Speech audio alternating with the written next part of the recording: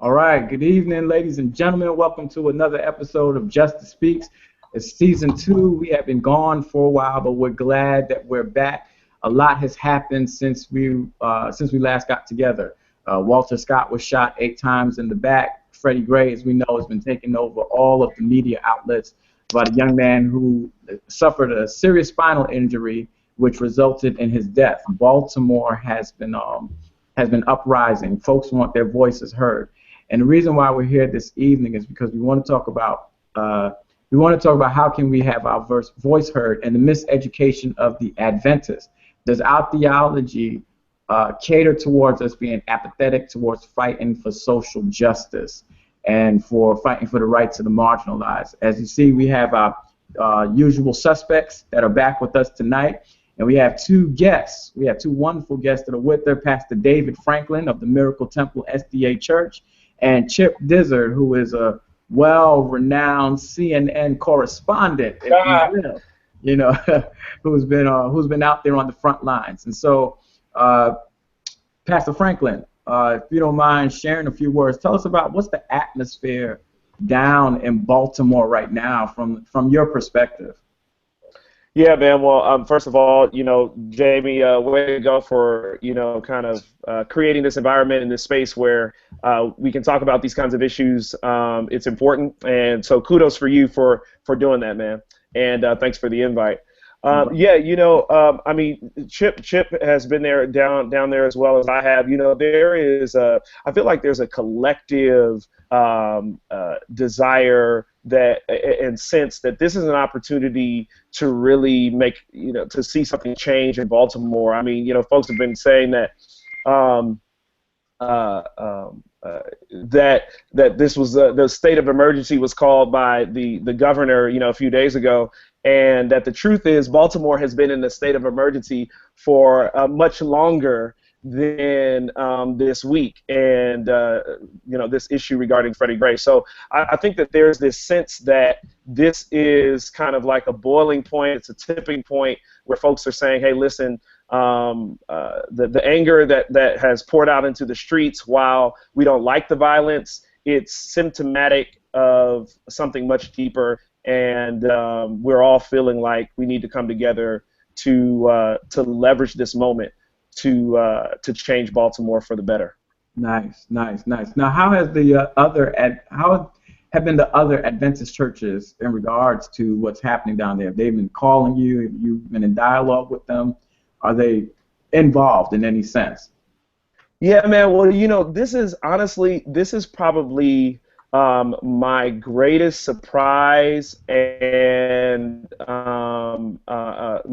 the greatest joy that I've had as a result. Well, maybe not the greatest joy, but it's definitely been like a wow moment for me and my church. There definitely seems to be an awakening within the Seventh-day Adventist Church. And I mean, as soon as this event happened, I got calls from all the way in California, Mike calling me, talking about he's about to come down, man. We're ready for you, man. Come on through. Yeah. But from California, New York, Florida, churches all around the local area, asking, hey, how can we come up? What is your church doing? How can we partner? Even all the way up to NAD, the North American Division. We have some folks who came and joined us last night, and they're not just, and here's the crazy part, y'all. They're not just talking. They're actually trying to put some financial resources and some personnel resources on the ground to assist us in moving forward. So it's totally different than anything I've ever experienced within our church, to be very honest with you. I've never seen this kind of response. I've never seen this level of engagement. But it has been refreshing. That's the word I was looking for earlier. It has been extremely refreshing to see the interest and the willingness to not just talk about being involved, but really leverage whatever resources they do have to get involved. And as a church locally, we're taking advantage of that. Wow. I'm actually refreshed to hear that too, because primarily the basis of this show has been talking about our lack of presence when it comes to the marginalized, or it comes to systems of oppression, and people just, just these instances like with Trayvon, Eric Garner, Michael Brown, you know, how we have just been, it appears that we've just been non-existent. But to see and hear you say that the NAD has offered assistance and that there are folks out there that are calling, that's really refreshing. That's good to know that we see this tide turning within the Adventist church, that we're not only just going to make ourselves public when it's time to baptize people, but that we want to make ourselves public to fight for the rights of others. Appreciate those comments. Chip, you've been out there too, and you're doing this documentary on Baltimore. Let's know what's going on. Yeah, man. Thanks again, Jamie. I've lived here for the better part of almost all my life. Left for a little while. I live outside of the city, and I've seen 2 Baltimores. You know, like every city, probably. You know, from St. Louis to, you know, from any city you live in, and you see one in this class, this race. I work on the side of Baltimore where I teach. I used to teach not too far from where the protests happened and the uprising happened. And then I moved to the other side of the city. It's called Federal Hill, and that's more affluent, white Caucasian side of town. It's like a Georgetown, if you know the D.C. area. And I see the Baltimores, and I see how they don't intersect, like many major cities.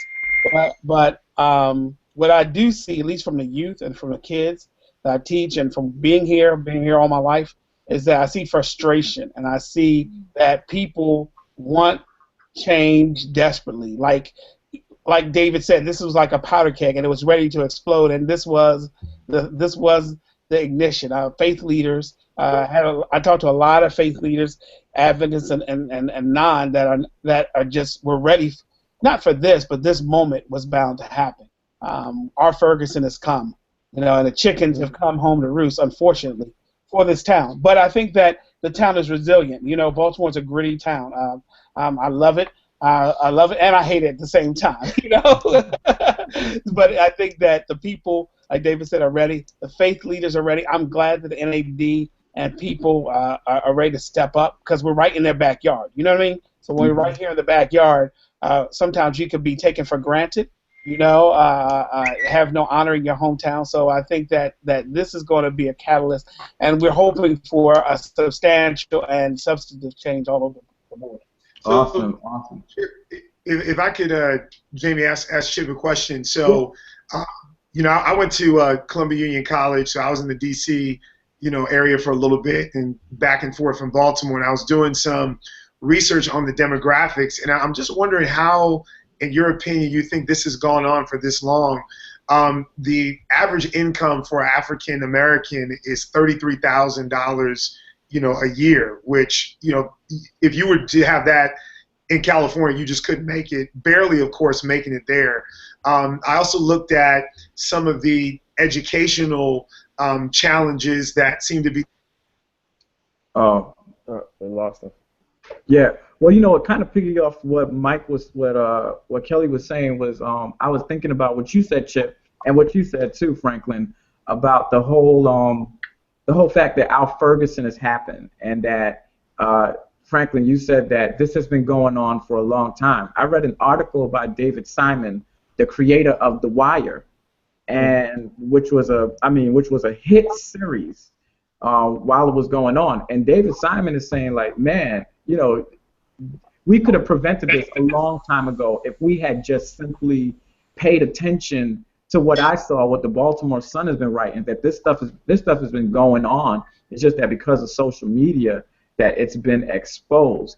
So, I think one of the things that we need to look at, and Kelly, you always say this, we need to be more proactive instead of reactive. So, like, not to wait for something to happen. So, continue what you were saying, Kelly. Yeah, so and sorry for that. My screen had dropped out. Chip, I guess I was just wondering, like, was this, with those statistics and seeing the graduation rate, for even high school, the unemployment rate is extremely high for males between the ages of 18 to, I think it was 27. It's like 30-something% for African Americans, 10% for white Americans. My question is, like, has the city at all been watching this trend and trying to put programs in place to deal with these issues? Because stuff like that doesn't just pop up overnight. No, I mean it's happened. There's the gentleman who was our former governor.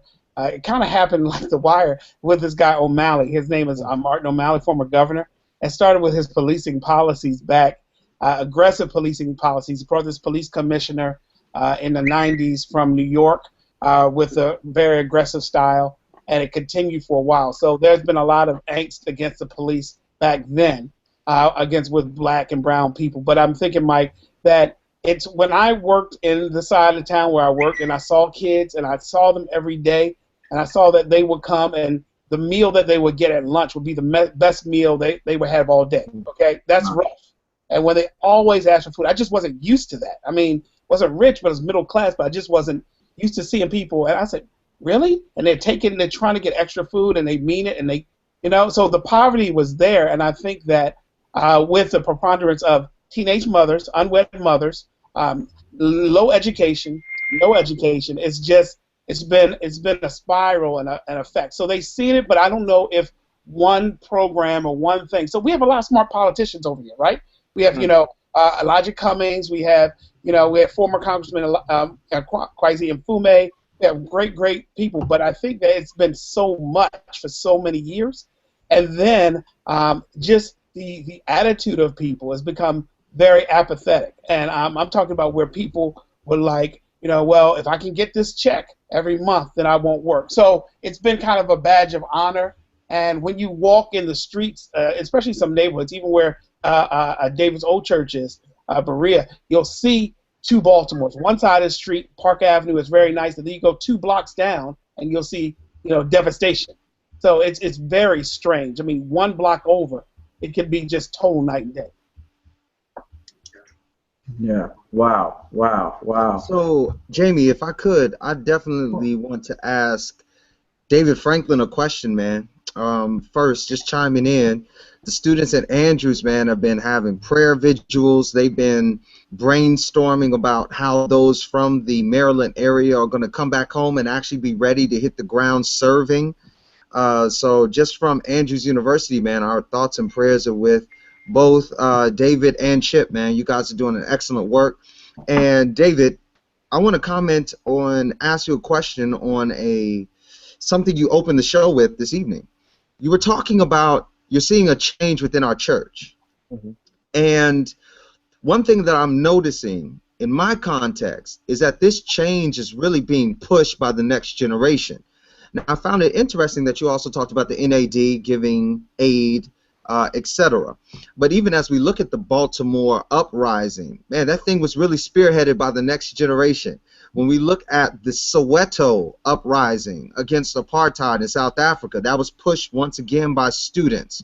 Mm-hmm. David, are you finding that the older generation is being inspired by students, or is the ideology of the older generation, which usually kept them on the sidelines, especially within Adventism, is that ideology beginning to change?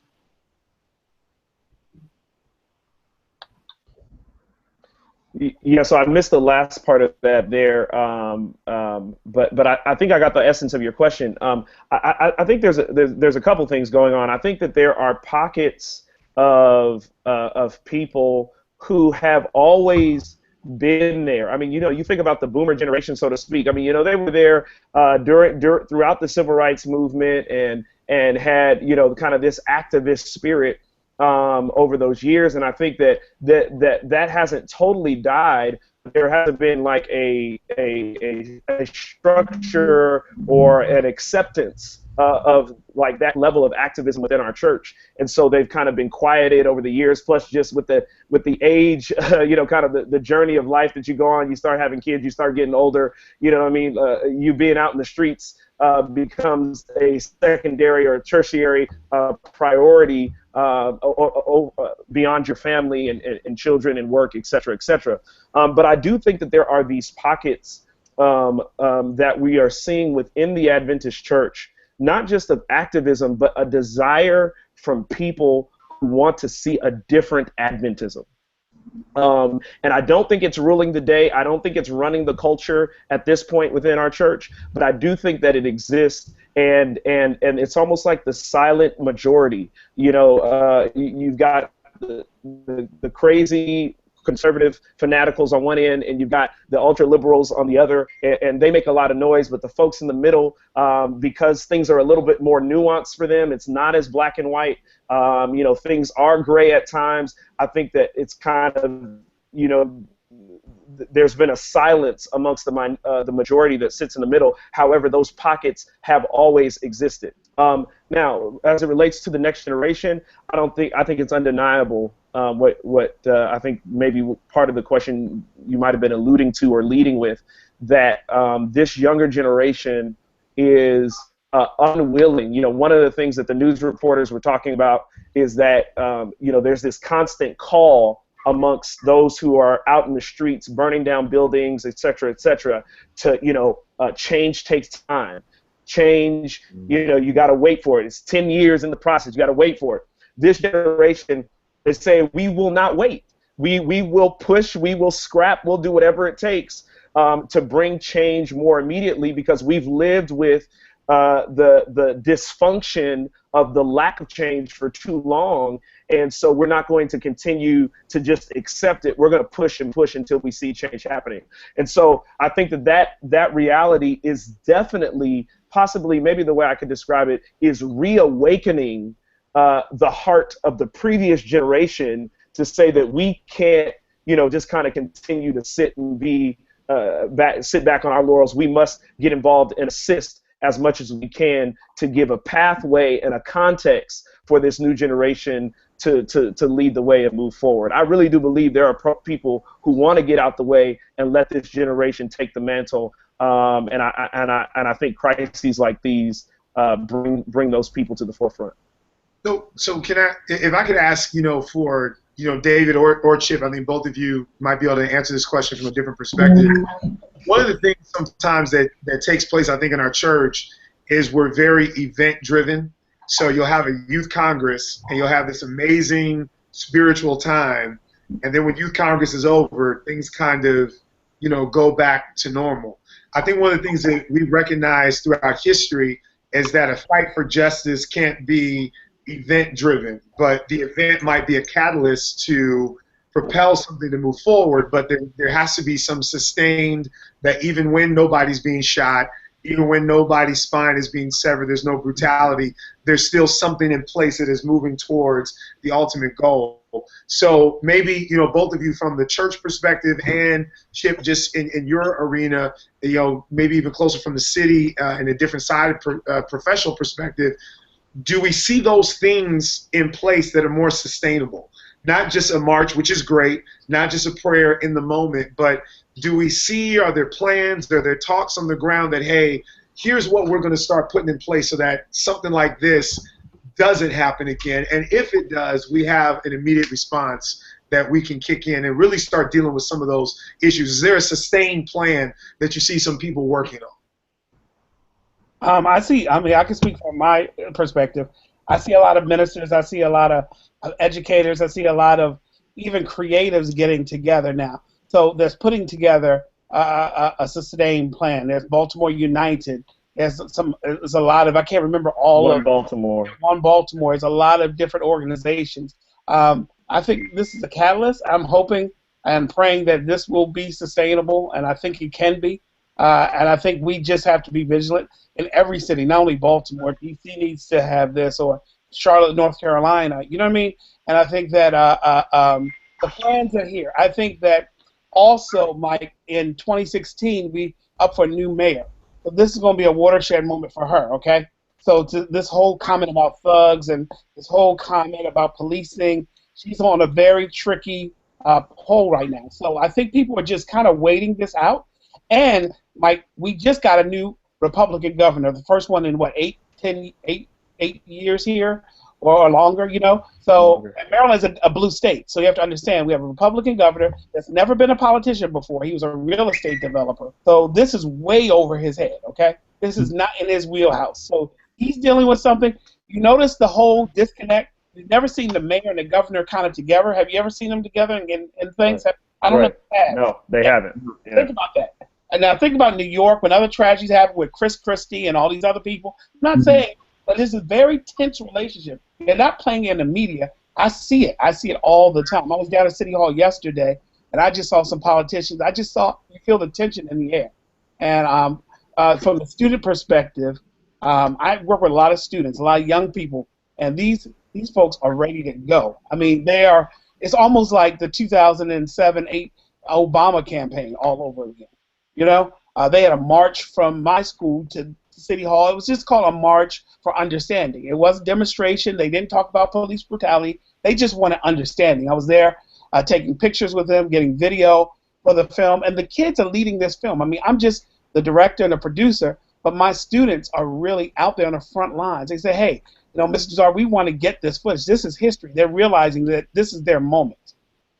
Awesome. Look, yeah. guys, if I can respond to that a little bit, Jamie, because I think that it's a crucial question. How is this going to be sustained?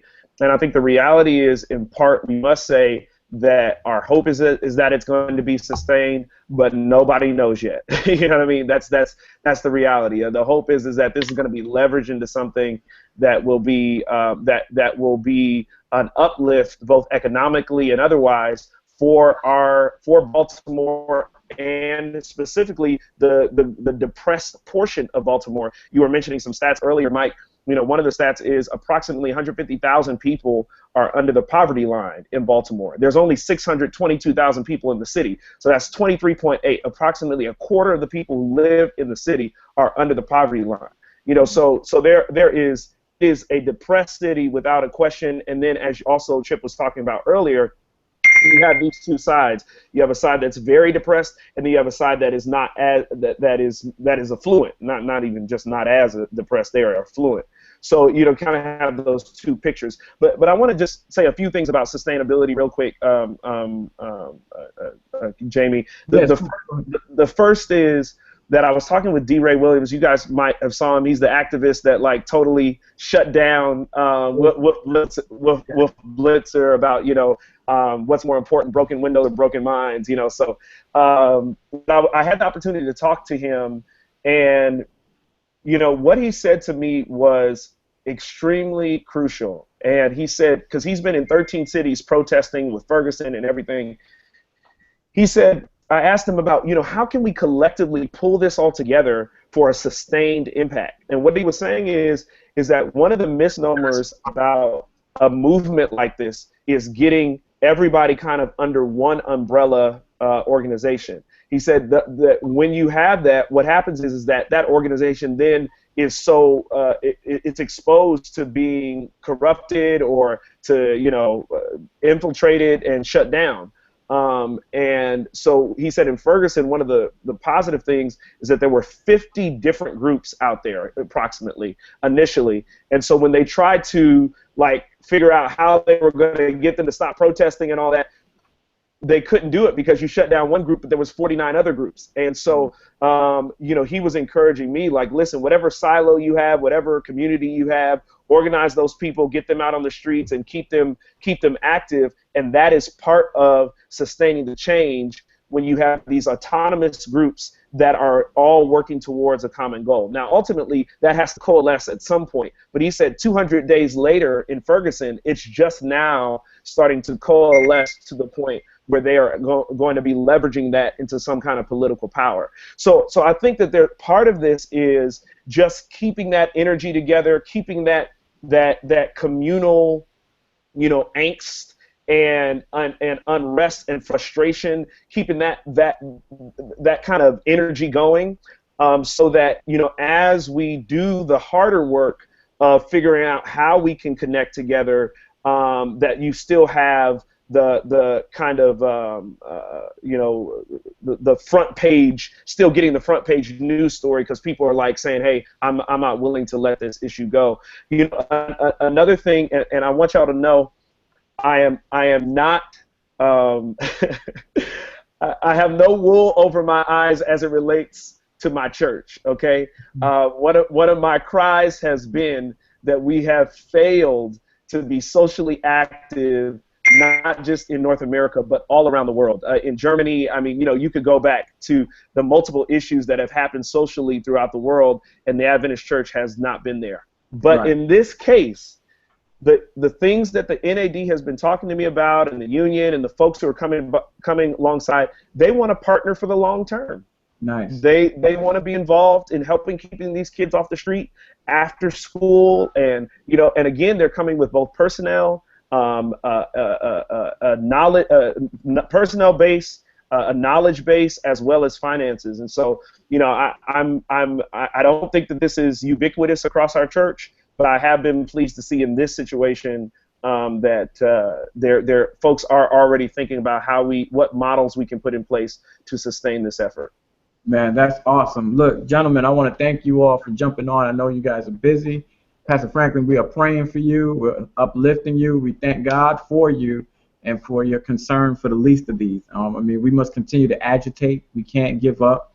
This fight it's going to be a long fight, because I strongly believe that if things don't change, more young men will die, particularly black men, prematurely. Absolutely. And I think until we start turning the tide and we get our voices heard, then we'll begin to see things change. Chip, you want to say a few words about your documentary, when it's coming out, so we could get our hands on it, when to watch it? I greatly appreciate it. Yeah, it's a documentary we started. It took a turn. It's called Old Baltimore. It's based on an old Nina Simone song. Heard that song, it just resonated with me. And some students and associate producer of mine, if you go to chipdizard.com/Baltimore, and then it'll be out this fall. We want to do some screenings here and have a live showing, hopefully in the month of October, no later than November. But it's talking about the Freddie Gray, but also giving it context to the history of the city and where it is now, and how the youth are affected by policing and by just class and race. And we interviewing a lot of thought leaders, a lot of youth, a lot of clergy, and putting it all together. It's coming together quite well. So we should be finish our taping sometime this summer, and should be out this fall. So I'm excited about the opportunity, and God has really been blessing with this and expanding not only just my territory, but just the Adventist, because a lot of times we don't get a chance to be out there. You know what I mean? And God is expanding that. So I'm just blessed. I'm just blessed to be a vessel with Pastor Franklin and with the other clergy, just to be here and to work a lot in arms with him. Amen. Amen. Thank you, gentlemen. You are welcome to stick around with us if you can, because we're going to transition into our discussion, but we thank you for being here. Pastor Franklin, you had some words you want to say? Yeah, man. Just one last thing. I'm not going to be able to stick around, but I again just want to affirm you for what you're doing, Jamie. I think it's great, bro. And may it really create a dialogue and a space for continued dialogue, even beyond these hangouts. I pray that this extends into churches, and folks really start to deal with these issues in a real way. I do want to say that one of the things that we're doing, we have a short-term, a kind of medium-term, and a long-term goals that we're working on. And one of those is we're creating a coalition of social media activists. One of the things that has happened is that the narrative has been totally controlled by the media, and so we haven't seen the positive sides, which is one of the things that Chip is talking about with doing the documentary. So we haven't seen the positive side. So this Saturday we're having an organizing meeting. Folks who want to be involved. We have Oprah's social media director who's jumped on board with us to give us structure and strategy, and so we're going to try to create a coalition of folks who are creating content that are kind of telling the story of what's happening here in Baltimore in a new and a fresh way. So just wanted to share that, man, and you can be part of it no matter where you are. So. All right, cool, man. Please keep giving us the heads up. We'd love to help out in any way we can. And this program wouldn't be what it is without all of you gentlemen. So I appreciate all of you. Thank you for coming on, and have a blessed and wonderful, and keep fighting for justice for the have-nots. Thank you. All right. Yes. Cool. Amen. All right, Amen. man. Thank you, brother. No problem. David, we'll see you, bro. Cool. So we're going to transition our conversation, and the title of our talk this evening is The MisEducation of the Adventist. Now, I think what Chip and David had to say was really helpful. It's going to be really helpful in our discussion. So I want to read this quote from Carter G. Woodson from The MisEducation of the Negro, and let's get into this dialogue. Carter G. Woodson says this. He says, "In the church, where we have much freedom and independence, We must get rid of preachers who are not prepared to help the people whom they exploit. The public must refuse to support these type of men. Ministers who are the creation of the old educational system must be awakened, and if this is impossible, they must be dethroned. These who keep the people in ignorance and play upon their emotions must be exiled.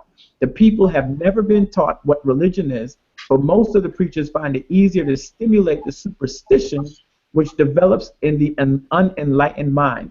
Religion in such hands then becomes something with which you take advantage of weak people. Why try to enlighten people in such matters when superstition serves just as well for exploitation? So Carter G. Woodson goes in. Basically what I got from that quote was Carter G. is saying, look, we have these ministers who are in pulpits, who are not speaking truth to power, but yet still they are exploiting their members by, I guess, by not telling them what's actually going on through superstition, he calls it, superstition of what I get, prosperity and just live your life and God will take care of all things later on. But they have not gotten a true sense of who they are and what they're supposed to be saying. And then he says these words: they need to be dethroned, taken off from the pulpit, removed from having their voice heard. So when we talk about miseducation of the Adventists, does our theology, in you guys' opinion, does it develop an apathy towards social justice, political activism, or just being out on the front lines like what David Franklin is doing currently? Does it create this apathy? Does our education do that? Well, I want to first say that The MisEducation of the Negro is the greatest book of all time. You heard that here first, of all time. And some are saying, man, you're a preacher, so how can you say that? What about the Bible? Well, to educate our viewers further, the Bible is a volume. It is not a book.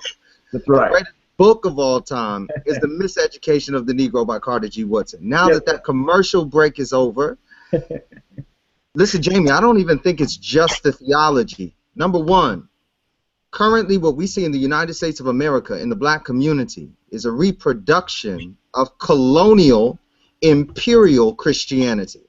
Mm-hmm. This is the gospel of Constantine, not the gospel of Jesus. When Constantine had a vision that so many attribute to his conversion, the voice in the vision said, "By this you shall conquer." The image he saw at that point was the cross. And that vision said, "By this you shall conquer." It did not say, "By this you will be changed." It did not say, "By this you will find God." It said, "By this you will conquer." So that is when we really see the first, I guess we will call it the infant stages of Western Christianity, based on the conquering of people, not the salvation of people. So as we look at the theology, it is all based on imperial colonialism. And so now we see that the preacher has been tasked with educating people on how to be willing participants in this colonial system, instead of educating people on how to be better people. Mm-hmm. Right. Okay. Are you finished? Yes. Yeah. So you're saying that the preacher has a conquered education, which therefore makes him preach a conquered theology to support, if you understand what I'm saying. So if he gets an oppressive view of the scriptures, he will always look at it like I always say, a slaves obey your master's view of the scriptures. He will preach that to his parishioners, and his parishioners or her parishioners will take that and run with it and never see it as a theology that liberates people, that breaks free, that calls out systems of oppression. Is that kind of what you're saying? Yes, and I want to upgrade your language. Please and do. Say that Western Christianity is a bastardized version of true Christianity. Yeah, I also think there's a tension within Adventism when you talk about the miseducation. and it's not so much that we've been completely miseducated from the standpoint of we're actually doing what we think we're only supposed to do. If you look at the very name, Seventh-day Adventist, Advent, looking for the second advent of Jesus Christ. And so the thought process in our denomination is everything that we say, everything that we do points to getting people ready for Christ's second coming. So much so to the point where we really take out of context Revelation 6 with that fifth seal. And Jamie, thank you so much, because I'm preaching that this Sabbath, dude, and God has just been pouring craziness in about that. But it's that time where the martyrs are asking God how long, till we'll be, avenged. And I think what Adventism says is that time is coming, so don't worry about what's taking place now. But that's not really what the call is. The balance of the Bible and the tension that we as a church are called to manage is that we are to stand for justice, even though we know that there's a world to come, that this world is not going to ever get fixed. No matter how much justice we try and fight for, it's never going to get fixed. The Bible tells us it gets worse before. But I think what we misunderstand and where we're miseducated would be in the fact that it's not the end result that I think God is always after, but the process that we're going through by standing up for the oppressed. So even if I'm standing up for justice, but I never see that justice executed on earth, there's something that happens to my character. There's something that people see Christ in me when I'm going through that process. And so what I share with certain people, particularly after, again, you share with me how to put Revelation 6 in that context, is that even if I never receive justice on earth, I know that Christ will avenge it, but I'm going to stand and fight as if it can't happen. Nice. And when I don't do that, I am missing the second part of what God has called me to do, and that's to be the hands and feet of Jesus. So I think really in the Adventism there's a tension, understanding that there's a world to come that we have to get people ready for, but also preparing the now and dealing with the now. And as a matter of fact, if you really look, there's an awesome scene I remember in Malcolm X where he's standing outside of a Christian church, and the people walk out, and he says, I'm so surprised. I'm so surprised. Y'all talking about all this stuff in here, and ain't nothing changed. Right. But there's that tension. Yes, we are to hope for the world to come, but God does tell us to deal with what's taking place now, and to do one and leave the other undone is sinful, I believe, in the eyes of God. Yeah, thank you, Mike. Corey, did you want to have any words, any thoughts? Yeah, I mean, I agree with everything that has been said in terms of understanding that justice comes now, and that God does not just want us to wait for the future. I also want to say that I think there has to be a better join together in how we view the communities that we are called to reach. We even use language, for instance, in referring to the young people out in the streets who are living in poverty, who are angry, who are dealing with this possession, as them. And as African American black Christians, black leaders, black pastors, they're not them, they're us. Mm-hmm. And I think that one of the things that I think that a Eurocentric view, bastardized view of Christianity does for black people is that it somehow creates a separation between those in the church and those outside of the church, so that we don't view them as our church, and we view them as others. Yeah. And I think that that's major. We need to see the community as us. We need to see it not as, and I don't know if that starts from being more active in the community or taking more ownership of how we view God and how we live out this religious experience to the place where we can really tie the community with the people. I think one thing that Adventism does for people of color is it kind of separates you from the community a little bit. And I think that's hard to reach a community when you view them as people who are not really it becomes charity instead of justice. Yeah. Exclusively for people that you're not connected to. I think we understand you are connected to these people, and they are your sons, they are your daughters, and they are your members. I think that change in perspective, I think, will go a long way. Yeah, I just want to tell our viewers, if you want to ask questions or get in on the dialogue, hashtag Justice Speaks, MisEducation. Back on what Mike and Mike have been saying, imperialistic theology, Adventist theology, Adventism. like you said, Mike, our church has, how it started with the Millerite movement, it was always looking towards the end. We have always prided ourselves on people looking towards the end. And I've been studying and looking at it, and I kind of understand why we don't have a social justice or a public policy theology.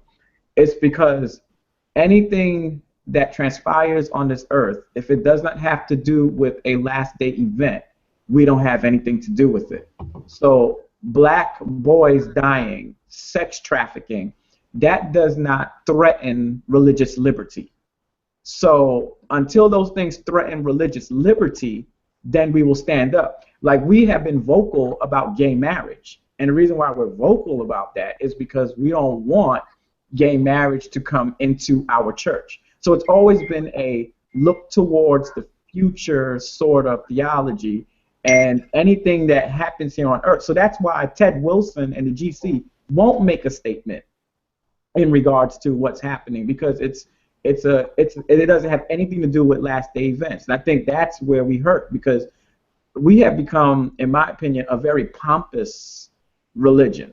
And why I say that is because we walk around and we say we have the truth, we have the truth.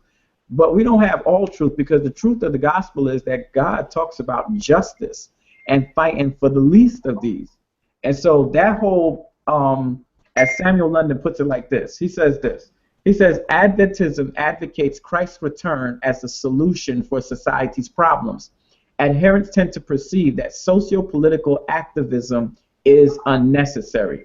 He says sectarian ecclesiology is the belief that Christians should not conform to the secular world, also influence the denomination's stances on politics. So anything dealing with social justice, because we have been separate, everything else we can't get with, we have to be in this island by ourselves, and we cannot hold hands with others. Because during the civil rights movements, when other black churches were coming together to fight for the rights of others, we were like, no, man, we need to be studying about Revelation 7 or Daniel 7 and the beast, or, you know, and the image, because this is what we're waiting for. So all this dying and stuff, this people getting shot, that's not in our theology. We don't even know how to address that stuff, because as Mike used the word imperialism, as Mike used the word last day, we could tell people about the future and the history, but we ain't got no word for people that are living in the now.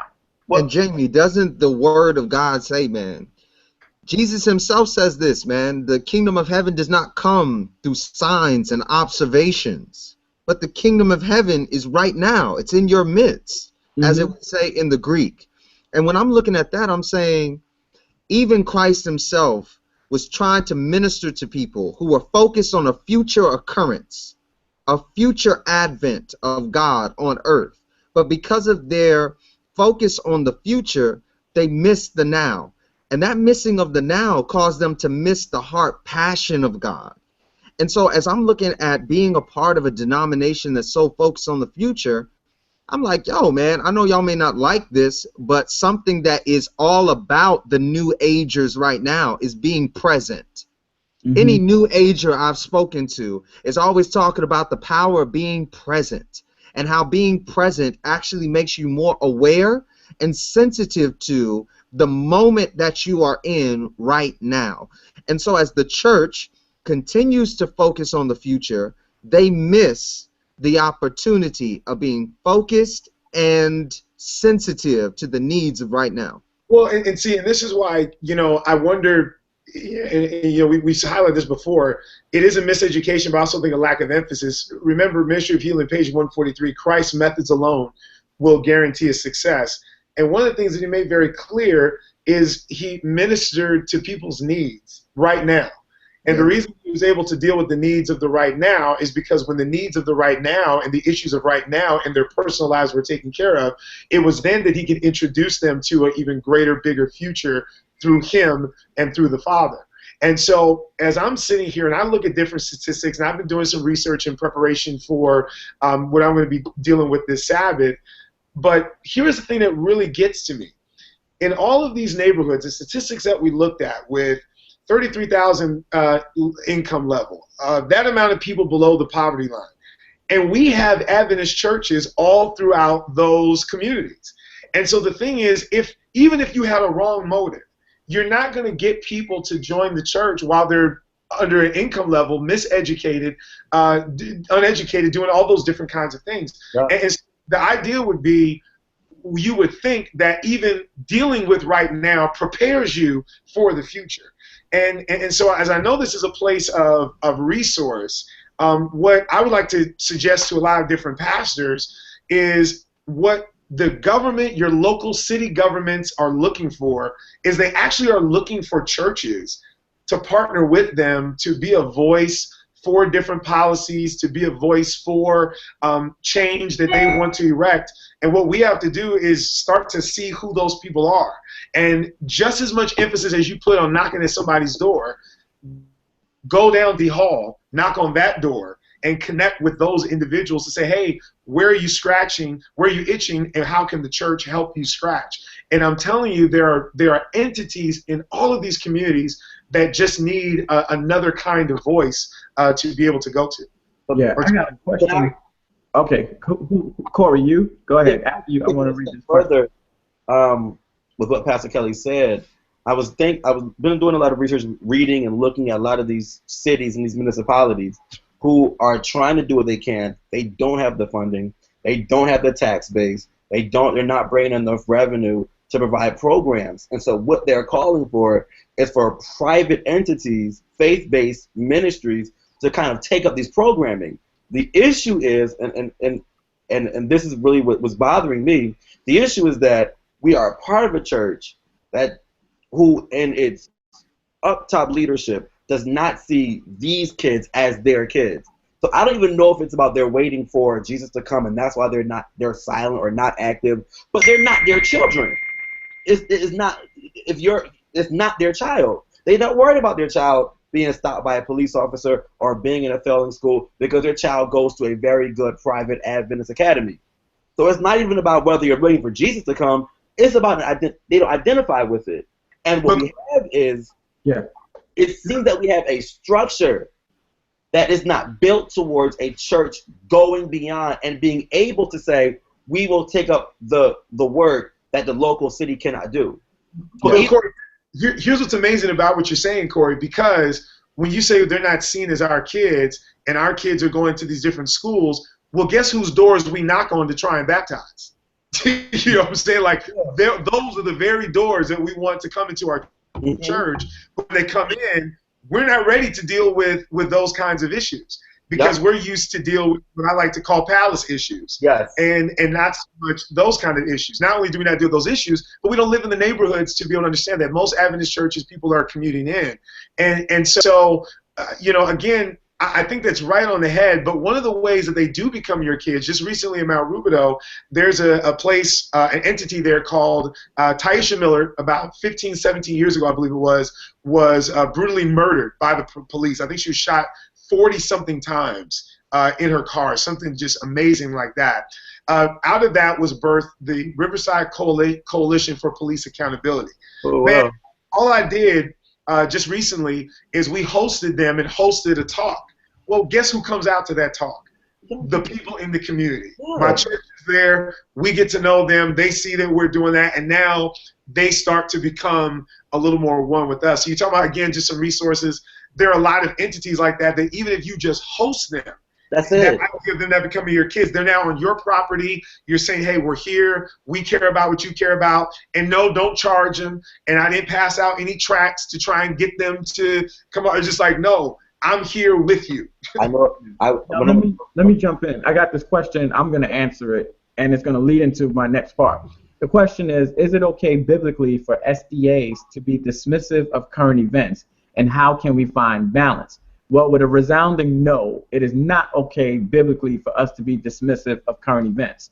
And that means all current events, not just pertaining to last day events. All things. It's not okay. It is not even biblical to do that. How can we find balance? Kelly, you've been talking about reaching out and connecting with local leaders, politicians, and people in the community, inviting them to the church, and us going out in the community. But this is what I want to bring up, and it's coming to that Corey kind of mentioned and Polite mentioned. We always say that the Adventist organization was not, well, before I go there, all of us have sat in Adventist schools, correct? We've all got our theology training in Adventist schools. Okay, me too. And I think we all represent different schools here. I always learned that Adventists were not a part of the civil rights movement, but to my research and my knowledge, we were a part. As an organization, we were not there, but there were major players from the laity to pastors that were heavily involved in the civil rights movement. For example, Matthew Strachan, who was the pastor after J.K. Humphrey at Ephesus, was a major player in the NAACP, fighting for the rights of others and pastoring the church. Charles Dudley, J.K. Humphrey. Now, why is it that now, I'm going to speak for myself. I'm going to let you guys answer. Have you ever learned about these men as you sat through your matriculation in theology throughout undergrad? No. Jamie, No. that's what we call a rhetorical question. Now, let me ask. Now, this is the question. You talking about miseducation? How come this is not a part of the curriculum?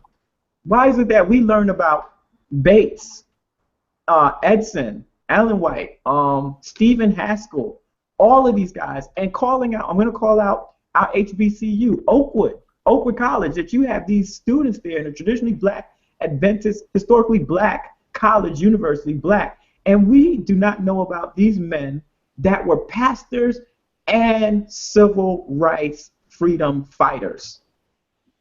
You know why, Jamie? Because, and I hate to say this, but we're being very honest on the show. Yeah. Because learning about them does not help us, in people's mind, become better Adventists and teach Adventist theology, which is what, when I left the seminary, I did not leave learning how to be a pastor.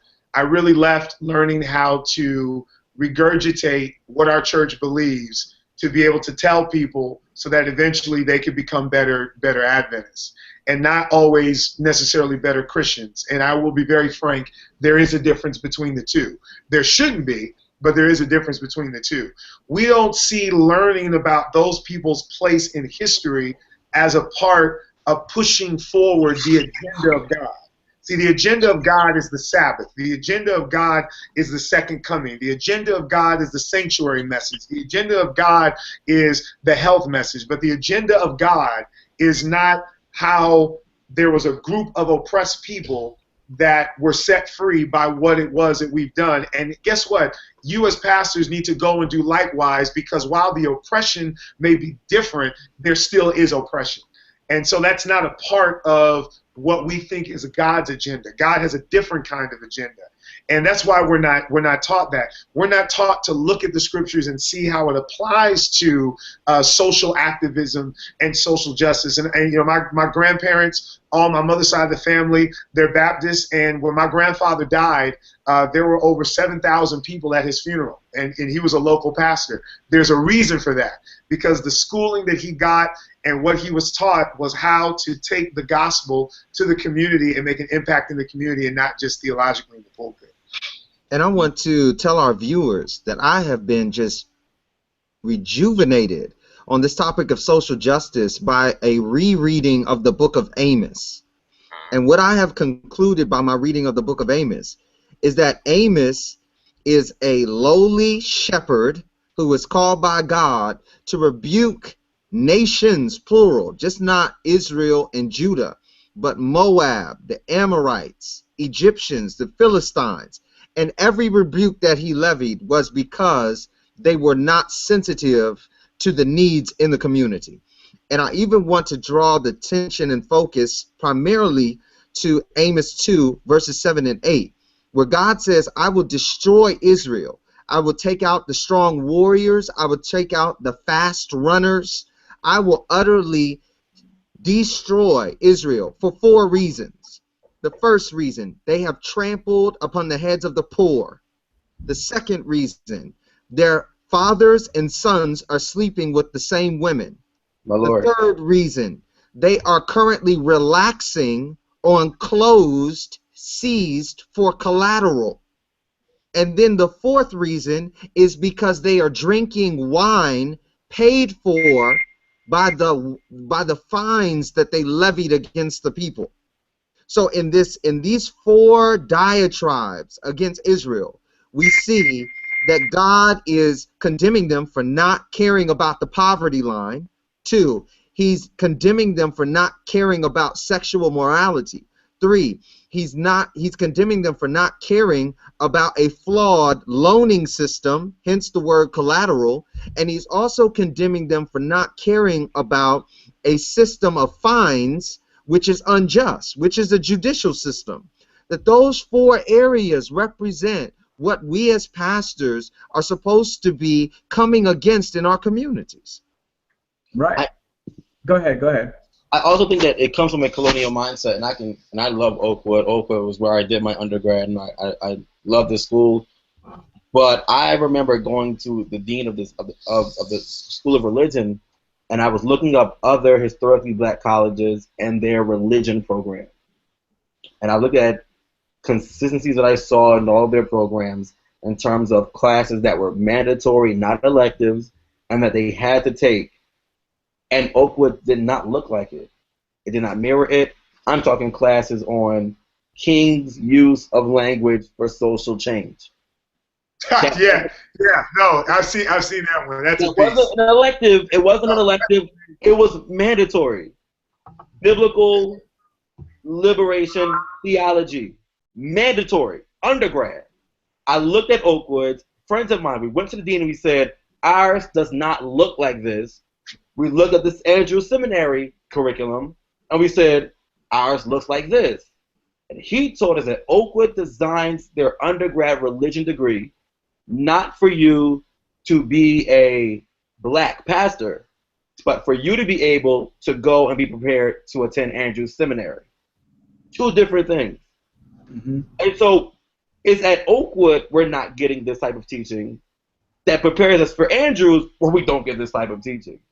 And I think that comes from a colonial top-down mindset where they're trying to serve the seminary instead of saying, what do we need to do, what's best for our young people in their current context. Yeah, and the curriculum does not, I mean, it was, Mike, it was crazy how much it just did not look like what other students who are going to be pastoring in the same cities as us, who are going to be ministering to the same people that we are, who are going to be a block down from me, they'll be more equipped biblically in certain areas to deal with oppression and social change than I will be because of education.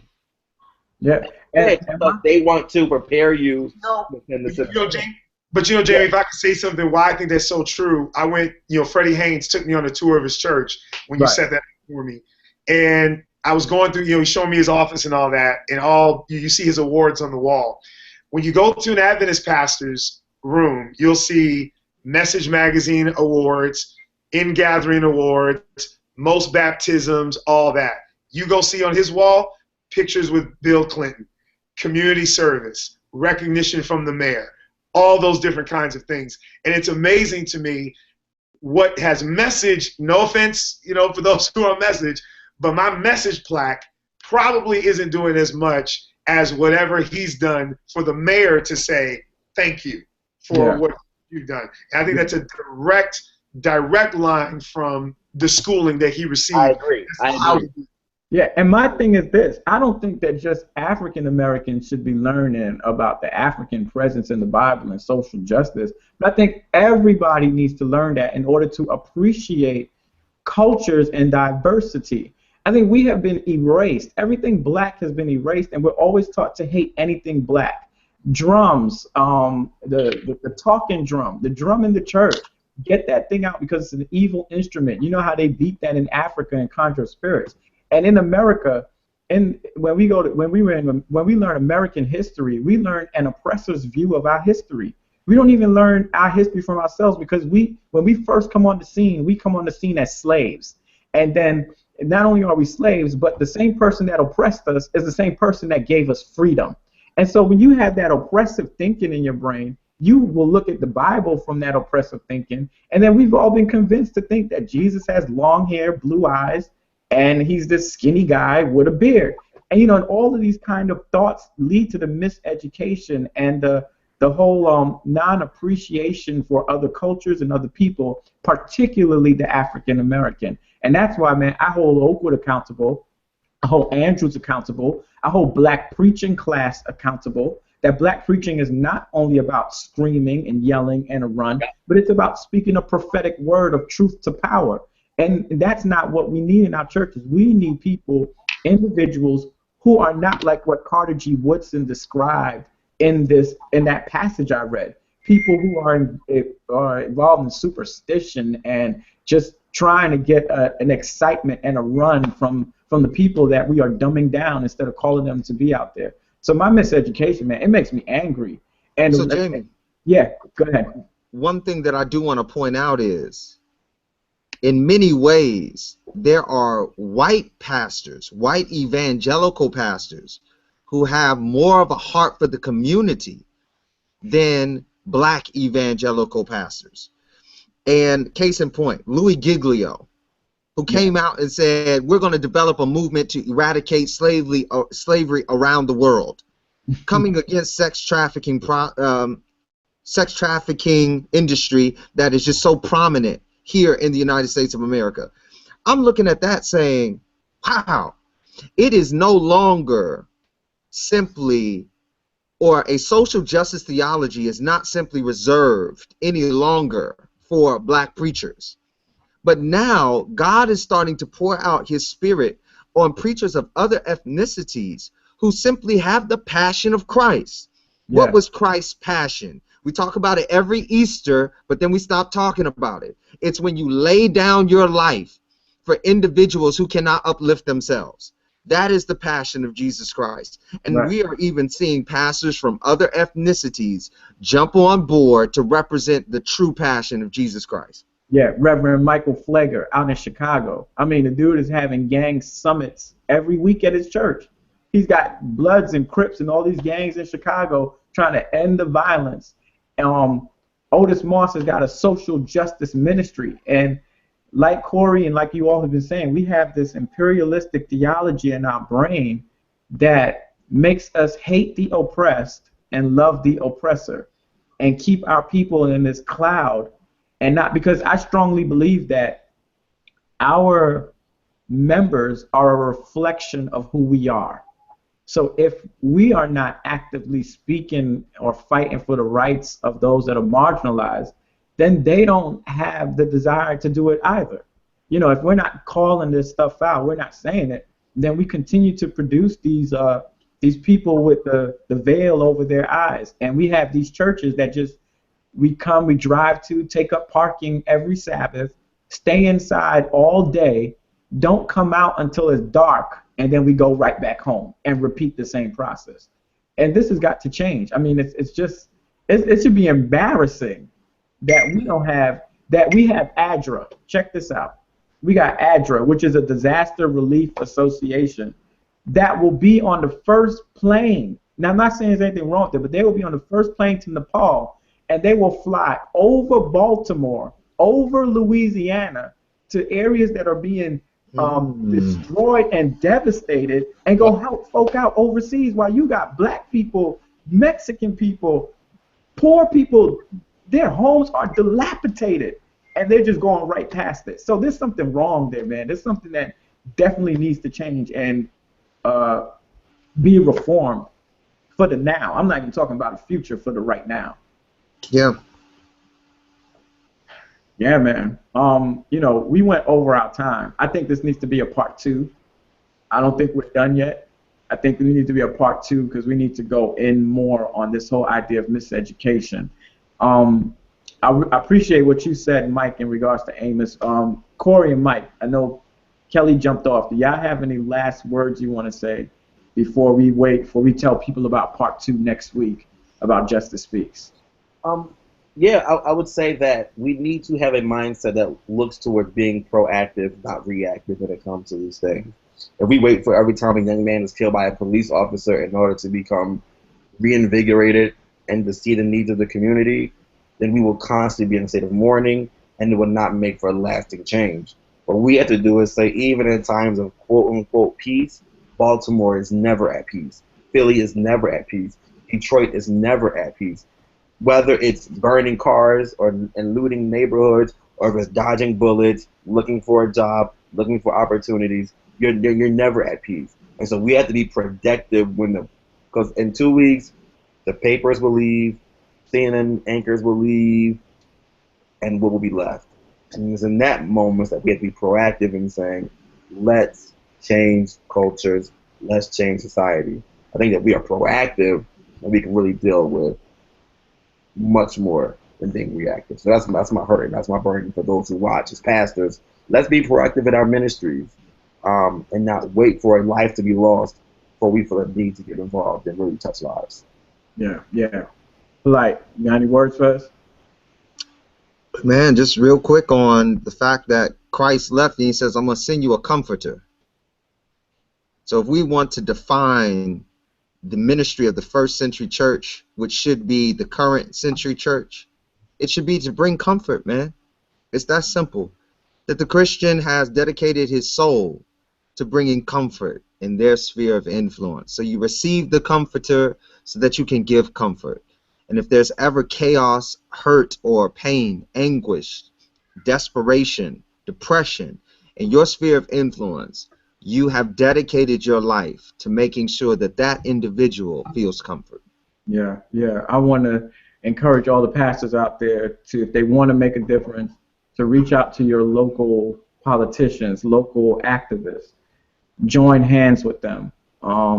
Agitate. Do not stop agitating. Agitate the systems, because as Corey said, as Mike is saying, when everything dies down, the media will try to shift our attention to somewhere else. Yep. We can't allow that to happen. We must continue to agitate in Florida, where Trayvon was killed. Agitate in New York, where Eric Garner was killed. Agitate in Baltimore, where Freddie Gray was killed. Agitate in Ferguson, where Michael Brown was killed. Agitate these systems. Do not sleep and get weary. The power is not in the march. The power is in the boycott.